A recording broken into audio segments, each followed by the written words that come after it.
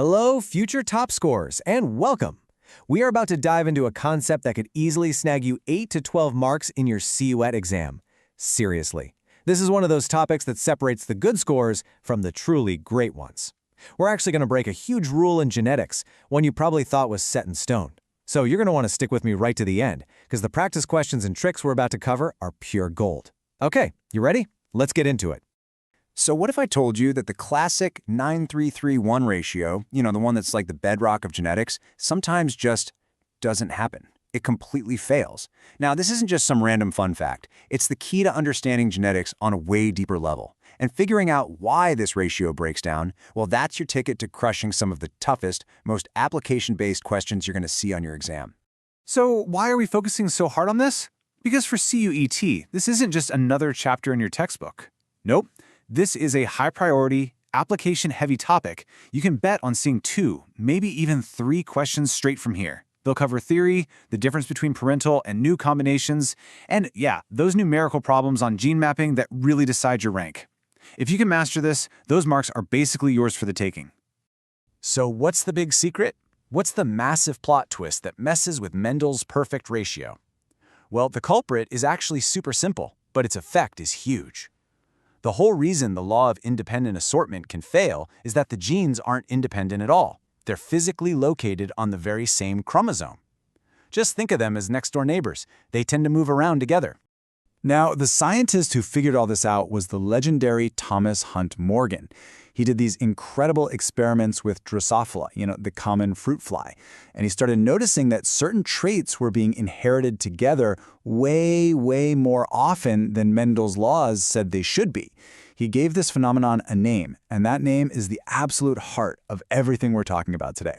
And that name is linkage.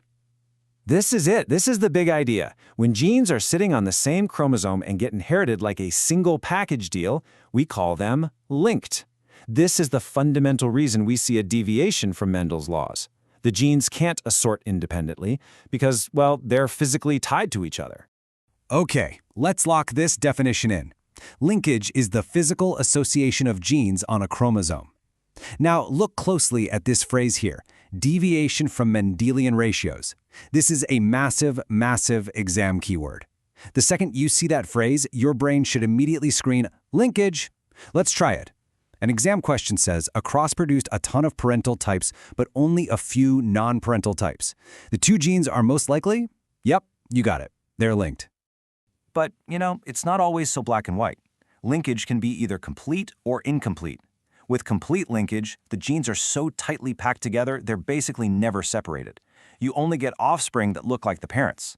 But what's much more common is incomplete linkage.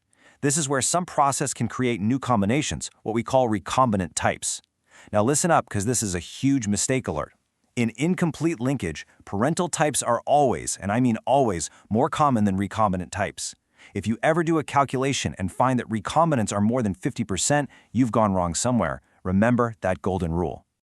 So that brings us to the real twist in the story, recombination. If linkage is the glue holding genes together, recombination is the force that can sometimes break them apart. It's the process that creates all the amazing genetic variation that life depends on. So let's go find out exactly how this happens. The hero of this whole story is a process called crossing over. And for all you exam pros, remember this. It happens during the Pachytene stage of Prophase 1 in meiosis. Put simply, homologous chromosomes get real cozy, their arms overlap, and they literally swap little pieces of DNA. It's kind of like trading cards, but with your genes. This is the physical event that actually creates those new recombinant types. Now, this is an absolutely critical high-yield fact that you have to know. The chance of a crossover happening between 2 genes isn't random. It is directly related to how far apart they are on the chromosome. Think about it. If 2 genes are really far apart, there are a lot more places for a crossover to happen between them.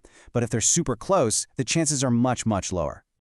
Okay, so this relationship right here leads to a total aha moment. Just think about it for a second. If the physical distance between genes determines how often recombination happens, can we flip that around?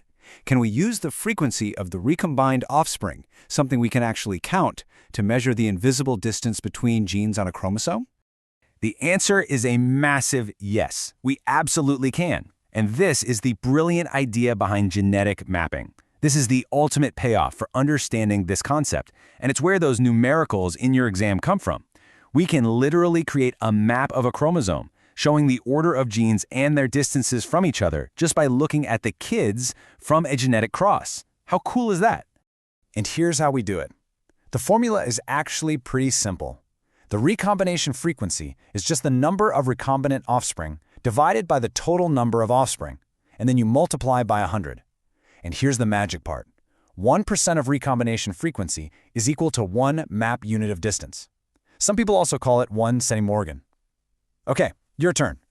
Let's say in a cross you get 900 parental types and 100 recombinant types. What's the distance? Go ahead, pause and solve it. You got it? So, the total is 1,000.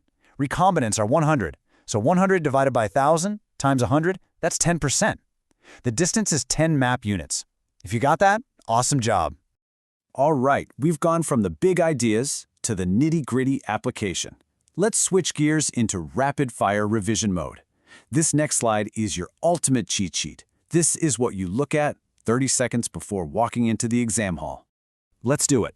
1. Linkage is the exception to independent assortment. Got it. 2. It happens because genes are on the same chromosome. Simple.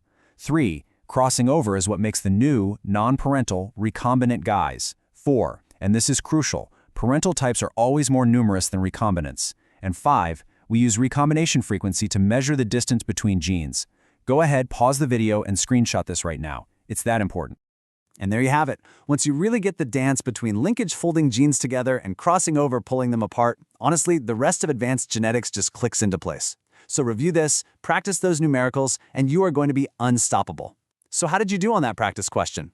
Let me know your score in the comments below. And hey, if you're a serious CUET aspirant, the kind who is committed to turning that dream score into a reality, make sure you subscribe. We're breaking down complex topics just like this every single week. Good luck, and I'll see you in the next one.